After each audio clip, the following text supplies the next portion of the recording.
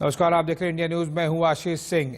इससे पहले कि हम आपको कोरोना और बर्ड फ्लू रिलेटेड न्यूज दिखाएं, एक लेटेस्ट अपडेट आई है कि किसानों के संगठनों ने एक प्रेस कॉन्फ्रेंस की है। पहले हम उसके बारे में आपको बता दें और उसके बाद में फिर हम हमारे मुद्दे कोविड और बर्ड फ्लू पे जाएंगे। 26 जनवरी से ऐतिहासिक प्रदर्शन करेंगे किसान। ये किसान नेताओं ने अभी प्रेस कॉन्फ्रेंस में साफ किया है। और साथ ही आपको एक और लेटेस्ट अपडेट दे दें, 26 जनवरी को शांतिपूर्ण प्रदर्शन करेंगे, ये भी कहा है किसान नेताओं ने। बड़ी ब्रेकिंग न्यूज, कुछ समय पहले ही किसान संगठनों ने प्रेस कॉन्फ्रेंस करके इस बात की जानकारी दी है। ऑर्डर वास्ते ही अज रख लिया गया, जिहड़ी चर्चा करनी सी या साडे वकीलां नूं पुछना सी, उन्होंने उहदे वास्ते लिस्टे कॉज लिस्टे रखे ही नहीं। इस करके नैचुरली जदों कॉज लिस्ट है ही ऑर्डर वास्ते तो उन्होंने की कोई जरूरत नहीं थी, वो नहीं गए। सर, कमेटी के लोगों से आप लोग सेटिस्फाइड नहीं है? जो चारों नाम हैं, आप कह रहे हैं कि हम लोग उनसे सवाल उसका नहीं है। लेकिन एक चीज बस बता दीजिए, अगर कोई ऐसे लोग होते जो आप लोगों के साथ के हैं। नहीं, असूली तौर पे हम कमेटी के खिलाफ हैं।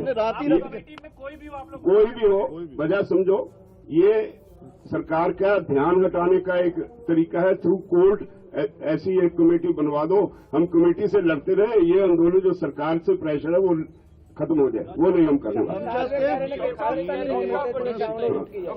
और ये कानून रिपील करने के लिए है, हम किसी कमेटी के सामने ये बहस करने के लिए नहीं जाएंगे।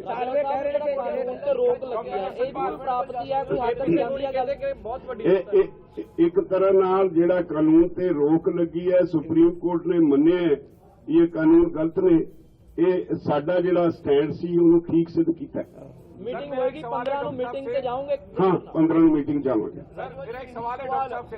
डॉक्टर साहब, कमेटी से प्रॉब्लम क्या है? किसानों को सुप्रीम कोर्ट की जो कमेटी है उससे समस्या क्या है? देखिए, हमें कहते हैं कि पार्लियामेंट ने कानून बनाए हैं, पार्लियामेंट के रिप्रेजेंटेटिव्स हमसे बात कर रहे हैं।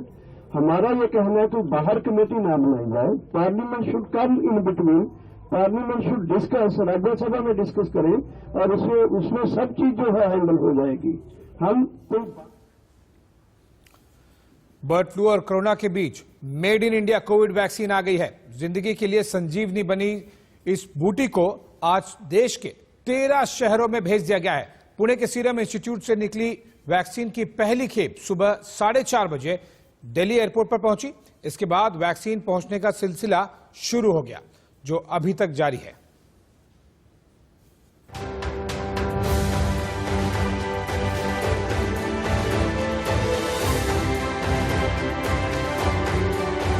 दवाई भी और कड़ाई भी।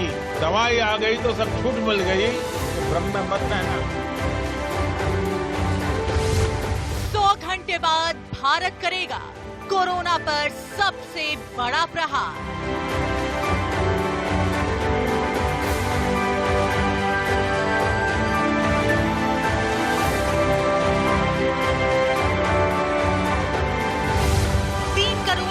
जिंदगी का टीका 27 करोड़ को मिलेगा अभय वरदान। कि पहले चरण में इन 3 करोड़ लोगों को वैक्सीन देने के लिए जो खर्च होगा वो भारत सरकार इसको वहन करेगी। वैक्सीन का अभियान कैसे होगा, सुनो हिंदुस्तान।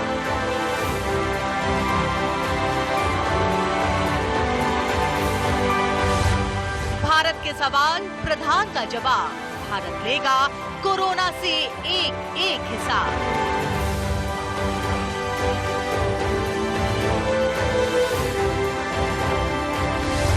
भारत की वैक्सीन का दाम कम, दुनिया देख रही है भारत का दम। भारत जो करने वाला है उसे दुनिया के अनेक देश फिर फॉलो करेंगे, इसलिए हमारी जिम्मेदारी बहुत ज्यादा है। भारत में हमें अगले कुछ महीनों में लगभग 30 करोड़ आबादी के टीकाकरण का लक्ष्य हासिल करना है। वैक्सीन तैयार, 4 का इंतजार। अब की बार कोरोना पर प्रचंड प्रहार। ये हम सभी के लिए गौरव की बात है कि जिन 2 वैक्सीन को इमरजेंसी यूज ऑथराइजेशन दिया गया है वो दोनों ही मेड इन इंडिया। इतना ही नहीं, 4 और वैक्सीन प्रोग्रेस में है। वैक्सीन ऑफ इंडिया, मोदी ने सब समझा दिया।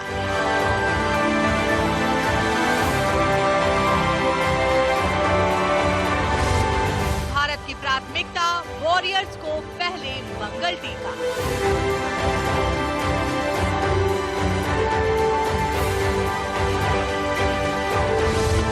संवाद से सहयोग ताकि भारत बने निरोग, पीएम का ऐलान, कोरोना से जीतेगा हिंदुस्तान।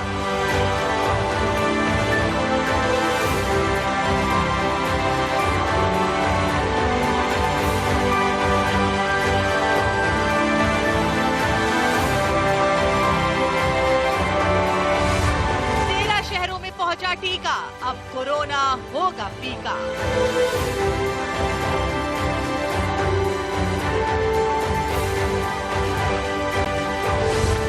कोरोना के खात्मे का काउंटडाउन शुरू।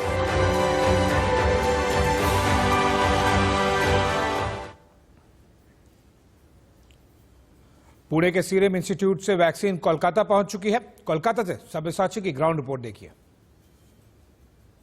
आज स्वामी विवेकानंद के जन्म दिवस पे भाजपा ने पश्चिम बंगाल में एक रैली का आयोजन किया है विवेकानंद के जन्मदिन के दिवस के मौके पे। और ये रैली की अगर आपको तस्वीरें दिखा दूं, जैसे आप देख सकते हैं कि तरह तरह के आपको रंग नजर आएंगे इस रैली में। और इस रैली में भाजपा के बड़े नेता भी शामिल होंगे। दिलीप घोष, शुभेंद्र। पुणे के सीरम इंस्टीट्यूट से तड़के वैक्सीन देश के 13 शहरों के लिए निकली और दोपहर करीब 3 बजे तक वैक्सीन देश के किन किन शहरों में कितने बजे पहुंची है वो आपको तस्वीरों के जरिए आप दिखा रहे हैं। आपको एक अंदाजा लगेगा किस किस शहर में गई है और कितने बजे पहुंची। सबसे पहले अहमदाबाद सुबह 10:12 बजे, फिर दिल्ली सुबह 10:20 बजे, हैदराबाद सुबह 10:30 पर और चेन्नई 11:58 पर, बेंगलुरु दोपहर को 1:29 पर और पटना दोपहर को 1:29 पर। ये वो सारे शहर हैं और उस समय की जिस वैक्सीन का इंतजार देश को पिछले 10 महीनों से था, मार्च 2020 से वो घड़ी आ गई और अलग अलग शहरों में, यानी कि किसी भी प्रकार का भेदभाव नहीं, कहां कौन सी सरकार है कोई फर्क नहीं पड़ता, सारे देश के बड़े बड़े जो स्टोरेज पॉइंट्स हैं, साथ ही साथ जो डिस्ट्रीब्यूशन पॉइंट्स हैं वहां पर पहुंचाई गई हैं ताकि सबसे पहले हेल्थ वर्कर्स को यहां पर वैक्सीन लगना शुरू हो जाए। भारत का मिशन वैक्सीनेशन अपने आखिरी पड़ाव पर देश के अलग अलग शहरों के लिए पुणे से न सिर्फ वैक्सीन निकली बल्कि कई शहरों में पहुंच भी चुकी है। भारत का मिशन वैक्सीनेशन 16 जनवरी से शुरू हो रहा है।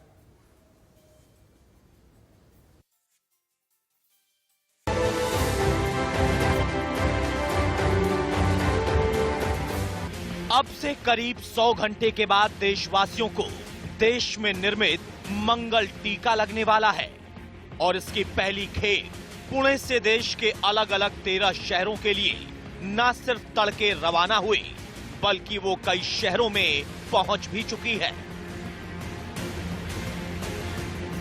कोरोना वैक्सीन की पहली खेप ब्रह्म मुहूर्त में पूजा के बाद सीरम इंस्टीट्यूट से रवाना हुई। जिन 3 ट्रकों से वैक्सीन रवाना हुई उनका टेम्परेचर 3 डिग्री रखा गया है। वैक्सीन को 13 शहरों में पहुंचाने के लिए रवाना किया गया। आज सीरम इंस्टीट्यूट से पहले ट्रक्स गए हुए वैक्सीन के और आज से ये पूरे देश में वितरित होने वाले हैं। तो सुरक्षा के हिस्से से हम लोगों ने बंदोबस्त यहाँ पे रखा हुआ है।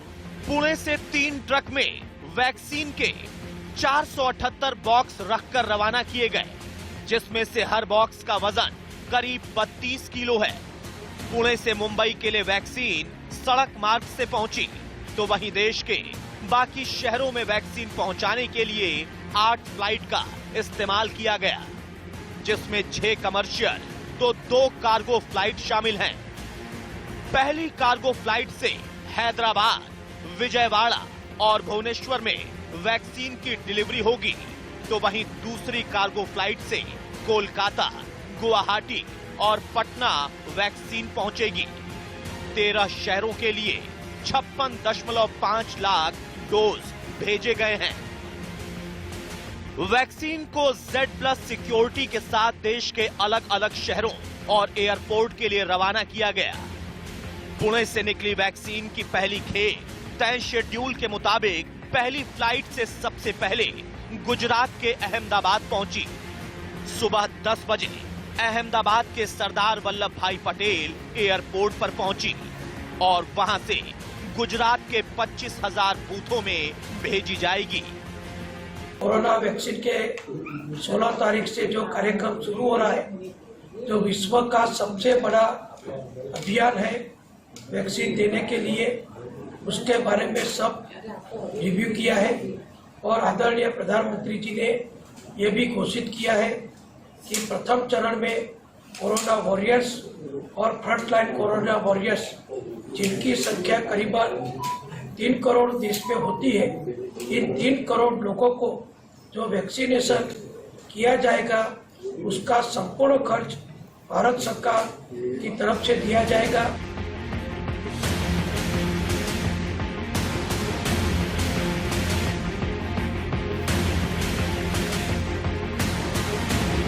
अभी फर्स्ट डोज के लिए व्यवस्था पूरी आज आ रही है। 272,76,000 डोज अभी बाय एयर यहाँ पे एयरपोर्ट पे आ रहा है। बाकी बाय रोड भी आ रही है, जो सूरत, बड़ौदा और राजकोट के लिए बाय रोड भी आ रही है। 276,000 जो आ रही है वो वैक्सीन में से अहमदाबाद, गांधीनगर एंड भावनगर जोन को दी जाएगी। 2 डोज देने का है सबको। 1 महीने के बाद दूसरा डोज आएगा, 1 महीने के बाद।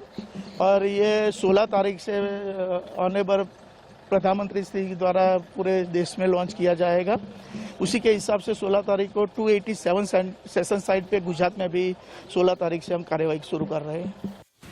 अहमदाबाद के बाद दूसरी फ्लाइट सुबह करीब 10:15 पर 34 बॉक्स लेकर दिल्ली पहुंची, जिनका वजन लगभग 1088 किलो का है, जहां कड़े सुरक्षा के लिए वैक्सीन को रिसीव किया गया।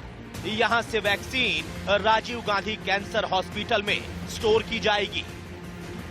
उन्हीं को सामने रखते हुए और जब हम दुनिया की 70% 60% वैक्सीन्स बना सकते हैं, तो आज उसी वैज्ञानिक सोच को आगे बढ़ाते हुए 2 वैक्सीन भारत ने तैयार किए। तो मुझे लगता है कि हमने दुनिया भर को अपनी क्षमता का परिचय ही नहीं बल्कि भारत में भारतीयों के आत्मनिर्भर होने का भी परिचय दिया है।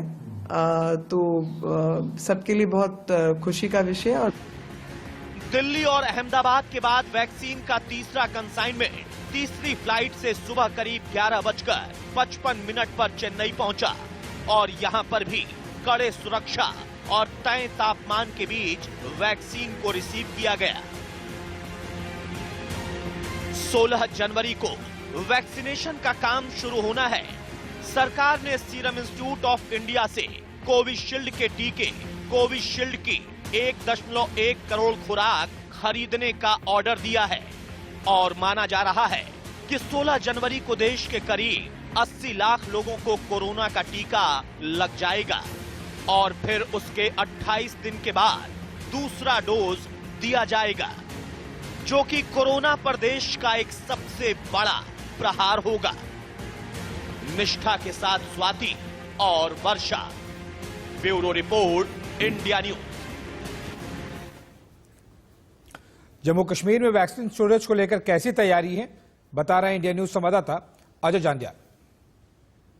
के खिलाफ जारी जंग में अब आखिरी प्रहार जो है वो सरकार करने जा रही है और खासतौर पे हेल्थ डिपार्टमेंट उसके लिए पूरी तरह से तैयार हो चुका है। हम पहुंचे हैं directorate of health services Jammu में और यहीं पर आपको बता दूं कि वैक्सीन जो आने वाली है, जो सीरम इंस्टीट्यूट की वैक्सीन यहां पहुंचने वाली है, वो अगले कुछ ही घंटों में यानी कि 24 घंटों के भीतर यहां पहुंच जाएगी और उसी के लिए तैयारियां पूरी कर ली गई हैं। आप देखेंगे तो यहां पर नए जो रेफ्रिजरेटर हैं, आइसलाइन जो रेफ्रिजरेटर हैं, यहां पर इनको इंस्टॉल किया गया है, जिसमें इस वैक्सीन को जो है वो रखा जाएगा और ये वैक्सीन की अगर बात करें तो इस वैक्सीन को पूरे तरीके से सुरक्षित रखने के लिए 2 डिग्री से जो है 8 डिग्री तक के टेम्परेचर को मेंटेन करना है। उसी के लिए ये खास तौर पे रेफ्रिजरेटर जो है वो लगाए गए हैं और यहां इंस्टॉल कर दिए गए हैं। वैक्सीन को पहुंचने से पहले ही इन रेफ्रिजरेटर्स को यहां इंस्टॉल किया गया है। इस रेफ्रिजरेटर की बात की जाए तो लगभग 45,000 से 50,000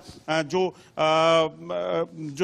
वैक्सीन हैं वो यहां पर रखने की कैपेसिटी जो है बनाई गई है। आपको बता दूं, अगर बात की जाए एक रेफ्रिजरेटर की तो उसमें 45 से 50,000 की कैपेसिटी और इसी तरह के 3 रेफ्रिजरेटर्स हैं और भी इंस्टॉल किए जा रहे हैं। और इसी चीज की खासियत यहां पर डिपार्टमेंट के अगर देखे जाए तो ये खास तौर पे इंतजाम किए गए हैं ताकि किसी भी तरीके से वैक्सीन जो है उसको कोई नुकसान ना हो और ज्यादा से ज्यादा बेहतर तरीके से जो लोगों को जो इस वक्त कोविड से सामना कर रहे हैं उन तक पहुंचाया जा सके। अगर जम्मू की बात की जाए तो आपको बता दूं कि यहां पर पहले से ही बड़े बड़े वॉक इन कूलर जो हैं वो लगाए गए हैं जो कोल्ड चिल मेंटेन करने की जरूरत होती है उसके लिए। और लगभग 12 लाख की कैपेसिटी जो वैक्सीन की है यहां पर इनमें रखी जा सकती थी, मगर उसके बावजूद भी सरकार की तरफ से कोविड से लड़ने के लिए बेहतरीन से बेहतरीन चीजें और इक्विपमेंट जो है वो अरेंज किए जा रहे हैं। और खासतौर पे जम्मू कश्मीर की अगर बात करें तो आपको बता दूं कि जो पहला लॉट है वो लगभग 67,000 वैक्सीन का जम्मू में पहुंच सकता है। और वहीं अगर बात की जाए तो इन वैक्सीन को डिस्ट्रिक्ट लेवल पर ब्लॉक लेवल तक पहुंचाने के लिए भी हेल्थ डिपार्टमेंट ने खासतौर पे जो इनकी कोल्ड चेन वैन है उसका इस्तेमाल करना है, उसके लिए भी तैयारियां पूरी कर ली गई हैं। और उन्हीं कोल्ड चेन वैन्स में जो है वो यहां से चीजों को ले जाएगा। बाहर अगर आप देखेंगे, मैं आपको बताने की कोशिश करता हूं कि ये सामने आप देखें तो ये वैक्सीन वैन है। इन्हीं वैक्सीन वैन पर जो है ये कोल्ड चेन वैन्स रहती हैं। इन्हीं में इन वैक्सीन्स को आगे जो है इनको अपने फर्दर डेस्टिनेशन तक पहुंचाया जाएगा, क्योंकि लगभग 4,000 सेंटर्स जो हैं पूरे जम्मू कश्मीर में बनाए गए हैं। और खास तौर पे जो चुनौतियां हैं इसमें वो ये हैं कि इन सभी सेंटर्स पर जो दूर दराज के इलाकों में हैं जहां पर मौसम कहीं ना कहीं एक बड़ी कठिन परिस्थितियों वाला मौसम रहेगा, माइनस में टेम्परेचर होगा, वहां तक भी इनको पहुंचाने की पूरी तैयारियां और पूरी सिस्टम को जो है वो तैयार कर लिया गया है ताकि एक बेहतरीन तरीके से जो टीकाकरण होने वाला है कोविड का इसको पूरा किया जा सके। और उपराज्यपाल जो हैं मनोज सिन्हा वो खुद 16 तारीख को इस पूरे प्रोग्राम के लिए मौजूद रहेंगे जो मेडिकल कॉलेज में, और इसी के साथ पूरे जम्मू कश्मीर में देश भर की तरह इस जो वैक्सीनेशन प्रोसेस है उसको शुरू कर दिया जाएगा। अनुज कुमार के साथ अजय जंडियाल, इंडिया न्यूज, जम्मू। देश में बर्ड फ्लू ने अब तेजी से पैर पसारना शुरू कर दिया है। अब देश के 10 राज्यों में बर्ड फ्लू का संक्रमण यानी एवियन इन्फ्लुएंजा फैल गया है। कल दिल्ली और महाराष्ट्र के बाद आज उत्तराखंड में भी बर्ड फ्लू की पुष्टि हो गई। बर्ड फ्लू के रोकने के लिए राज्य सरकारों ने बड़े कदम उठाए हैं। कई जगहों पर पोल्ट्री फार्म को बंद किया गया तो कई जगहों पर एहतियात उठाए गए। साथ ही साथ पैकेज फूड पर बैन भी लगाया गया है। तो अब 10 अलग अलग राज्यों में बर्ड फ्लू की पुष्टि हो गई है। इसका मतलब साफ है कि देश में सारे बड़े राज्यों में लगभग बर्ड फ्लू फैल चुका है। अब हम आपको 9 तस्वीरें दिखाएंगे जिसमें आपको यह अंदाजा लगेगा कि किन किन राज्यों में बर्ड फ्लू की पुष्टि हो चुकी है। आज उत्तराखंड 10वां राज्य हो गया है जहां बर्ड फ्लू की पुष्टि हुई है। केरल, राजस्थान, मध्य प्रदेश, गुजरात, हरियाणा, हिमाचल प्रदेश, उत्तर प्रदेश, महाराष्ट्र, दिल्ली, इन सभी राज्यों में बर्ड फ्लू की पुष्टि कल तक हो गई थी और अब ये आंकड़ा कुल 10 राज्यों तक पहुंच गया है।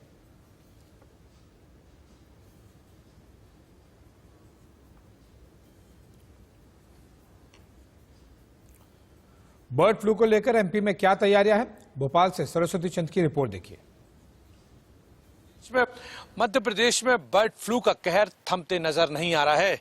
पिछले 24 घंटे की बात करें तो 5 जिले और चपेट में आ चुके हैं। अब कुल मिलाकर 18 जिलों में बर्ड फ्लू की पुष्टि हो चुकी है। वहीं अभी तक 33 जिलों में पक्षियों की मौत हो चुकी है जिसमें कौवे भी शामिल हैं और लगभग ये संख्या जो है 1300 के आसपास पहुंच गई है। ऐसे में वन विभाग इसके अलावा पशुपालन विभाग को भी अलर्ट पर रख दिया गया है। साथ में कलेक्टर्स को निर्देश दिए गए हैं कि यदि किसी तरह का मामला बर्ड फ्लू के अंतर्गत आता है तो फौरन कार्रवाई करें। कैमरामैन अरविंद साहू के साथ Saraswati Chandra, India news, Bhopal. Bird flu की वजह से मुंबई के क्या हालात है, बता रहा है India news reporter Abhishek Sharma. देखिए उनकी एक ग्राउंड रिपोर्ट।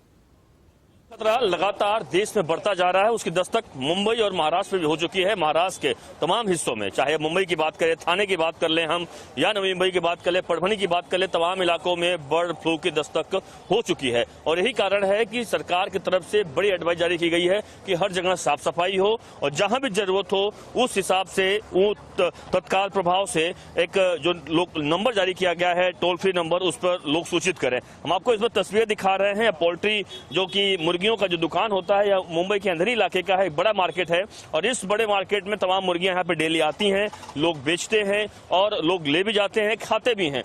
और इस सबसे खास बात यह है कि मुंबई में इस वक्त पाबंदी लगाई नहीं गई, यानी मुर्गियों को बेचने के, खरीदने की पाबंदी लगाई नहीं गई है। लेकिन पाबंदी जो तमाम अन्य इलाके, यानी परभनी की बात कर लें या अन्य जगहों की बात कर लें, उन जगहों पाबंदी जो लगाई गई है क्योंकि वो 10 किलोमीटर रेडियस में उस पूरे जो जहां पर ऐसी मुर्गियां हैं, जहां पर भी जो बर्ड फ्लू खतरा हुआ है, उस जगह पर जरूर बंद कर दिया गया है। आप देख सकते हैं कि अगर थोड़ा सा मुर्गियों की जो कैसे पहचान में आती है उसके बारे में अगर आपको बताना चाहें तो जो जिसको बर्ड फ्लू हुआ रहता है, उन मुर्गियों के पैर जो होते हैं वो लाल हो जाते हैं और वह कहीं न कहीं यह समझ में आ जाता है कि उन्हें बर्ड फ्लू हुआ है। साथ ही जो सर के ऊपर का जो हिस्सा होता है वो पूरा लाल हो जाता है, यानी एक जख्म जैसा रहता है। लगता है कि यहाँ बर्ड फ्लू उन्हें हुआ है, लेकिन यहाँ पे जो मुर्गियों को देख रहे हैं आप, ऐसा देखने को नहीं मिल रहा है। यहाँ पे जो दुकानदार हैं, लोग हैं, उनसे जान लेते हैं कितना। और सबसे खास बात ये बताना चलूं आपको कि इन सब की वजह से धंधे पर लोगों का असर पड़ा है। धंधा जो लॉकडाउन की वजह से वैसे ही पहले से कमजोर था, लोगों का कमर टूटी हुई थी, लेकिन इस बर्ड फ्लू की वजह से इस धंधे पर भी भारी असर पड़ा है। क्या कहेंगे आप धंधा कर रहे हैं, किस तरीके से बड़ा असर आपको इस पे पड़ा है इस बर्ड फ्लू की वजह से? बर्ड फ्लू की वजह से इससे असर पड़ा है कि पहले रुपये में पूरा रुपया बिकता था, रुपये का, अभी 8 आने में आ गया है। फिर भी लोग आके लेके जा रहे हैं, खा रहे लेके आके। नहीं ऐसा कुछ नहीं। इतना ठंडी गिरने के बाद भी मुर्गी मरी नहीं, ना कोई बीमारी है। आप लोग क्या कहेंगे? आप लोग ग्राहक हैं, ले जाते हैं, कैसा आप लोग को डर लग रहा है बर्ड फ्लू का? नहीं, बर्ड फ्लू तो सर हर साल आते रहता है, जाते रहता है, तो बीमारी है बर्ड में आती रहती है। लेकिन मैं एक बात बताना चाहूंगा कि WHO ने अपनी रिपोर्ट में साफ कर दिया है कि बर्ड फ्लू अगर कोई मुर्गी को है, अगर आप उसको मांस को खाते हो तो बर्ड फ्लू आपको होगा नहीं, क्योंकि मांस आप कच्चा नहीं खाते हो, उसको लेके जाने के बाद आप साफ सफाई करके बॉईल करते हो, तरह तरीके का खाना बनाते हो और खाते हो, तो आपको बर्ड फ्लू होगा ही नहीं। डरना नहीं चाहिए, और सरकार भी और BMC भी लगातार इस बात पर अपील कर रही है कि लोग डरे नहीं। और सबसे खास बात है कि जो साफ सफाई है आसपास, उसका ध्यान रखें। और इसके लिए मुंबई महानगर पालिका की बात करें, महाराष्ट्र सरकार की बात करें, इसके लिए तमाम जो नियम है, गाइडलाइन जारी कर दिए गए, ताकि कहीं पर भी कोई ऐसी सूचना मिलती है तो तत्काल प्रभाव से उस नंबर पर सूचित करें और लोगों को बताएं। और वहाँ डॉक्टर्स की टीम पहुंचेगी और रेस्क्यू टीम पहुंचेगी, ताकि उस जगह पर जाकर उन जो कौवे मरे होंगे या मुर्गियां मरी होंगी उनको ले जाएंगे, जांच पड़ताल की जाएगी। लेकिन अनावश्यक रूप से लोगों को बीच में डर फैलाना यह सही नहीं होगा। इस बात पर सरकार ने भी मुहर लगाई है, लेकिन यह बात साफ है कि इनके धंधे पर जरूर इसका असर पड़ता हुआ दिखाई पड़ रहा है। कैमरा विश्व के साथ अभिषेक शर्मा, इंडिया न्यूज, मुंबई। एक छोटे से ब्रेक के लिए जल्द हाजिर होंगे, आप बने रहिए इंडिया न्यूज के साथ।